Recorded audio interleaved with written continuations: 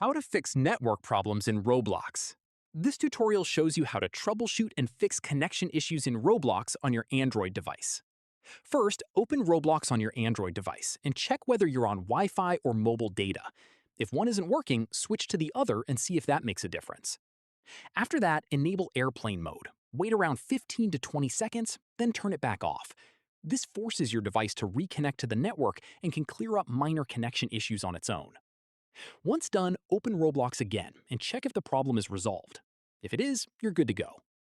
If not, long press on the Roblox app icon and tap the info icon to open app info. From there, tap storage, then tap clear cache to remove any temporary files that may be causing the issue. Go back to the app info screen and tap force stop, then tap OK to confirm. This fully shuts down the app so it starts fresh on the next launch. While still in app info, tap battery and make sure it's set to unrestricted so Roblox isn't being limited in the background. Finally, press and hold the power button until the power menu appears and tap restart to reboot your device. Once it's back on, open Roblox and check if the network issue is gone. And that's it! If this guide helped you fix Roblox connection problems on your Android, give it a like, subscribe for more Android tutorials, and tap the bell icon for updates. See you in the next one.